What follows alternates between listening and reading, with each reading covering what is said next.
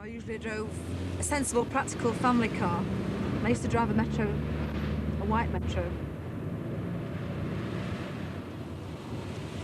I had lots of problems with it. I went to the Metro showrooms. I went in and thought, this gentleman will give me all the information. And he said to me, he says, have you thought about a Mini Cooper? I said, don't be ridiculous, I can't drive a Mini Cooper at my age. It's far too flash and fast and, oh no, it's something you drive when you're young. And the more and more I thought about it, the more I decided, why not? It's my money, my choice. I couldn't believe it. I felt really excited, actually, having to buy my own new car. And also, Mini Cooper represented something really fast and zippy and, oh, I don't know, youth, I suppose.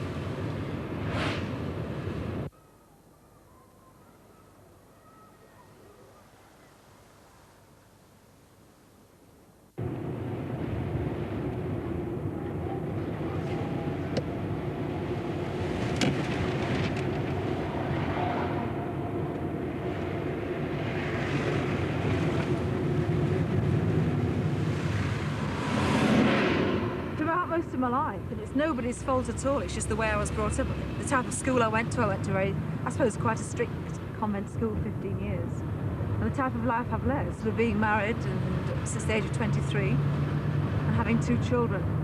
I suppose I've led a typical conformist sort of life and driven that type of car, but suddenly by the Mini Cooper, I wasn't a convent girl anymore. I'm an ex-convent girl. I am part of the family, but a completely different sort of family. I don't actually have to conform anymore. I don't have to buy that sort of car.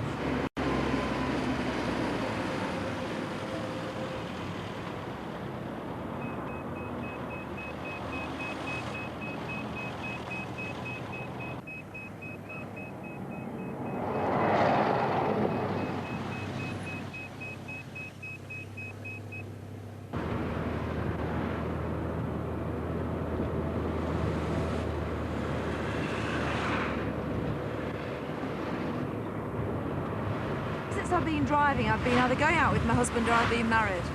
And the thing is, it's the first time I've driven a brand new car that I bought, a car that I wanted, a fast puppy car, and I was single.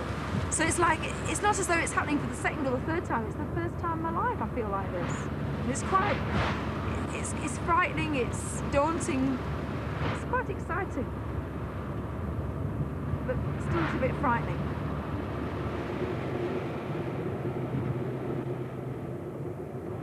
Well, I don't ever remember being looked at all in the white Metro.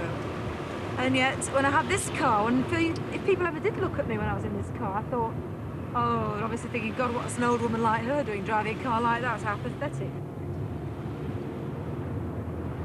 But if they did look at me, it felt quite, quite strange. I mean, to have pulling power at my age is quite strange.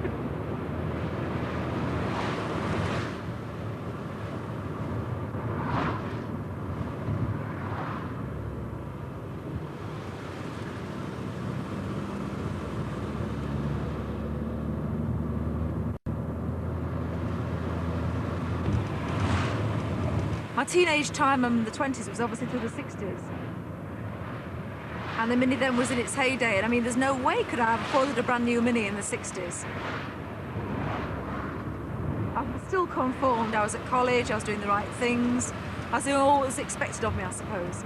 I certainly did not feel free and relaxed, and the swinging 60s did completely work past me.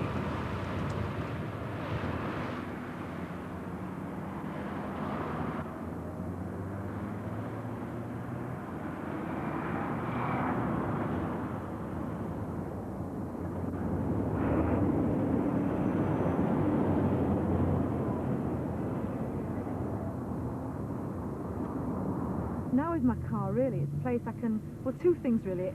First of all, I'm away from everything. I'm away from my home, my flats, my children, my telephone. I love them all dearly, but sometimes I feel as though you've given an awful lot, like a lot of people do. I'm no different from thousands of other people. You've given an awful lot. And you very rarely sort of given something for yourself somehow. And you get in the car and nobody can touch you or get near you. No telephones can get near you. The children can't. You make sure everybody's all right before you do anything. But it means you cocooned you away from things, and you can just think about things and have music blasting out, and you can just go along routes you want to go on.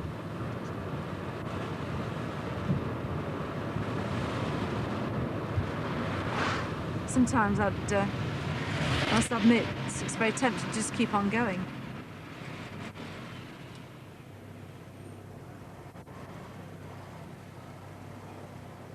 I suddenly look forward now, rather than thinking I'm 45, that's it, everything's finished. And Doncaster is not the place to do it. It's to be married, to be safe, and you fit in. I don't fit in anymore.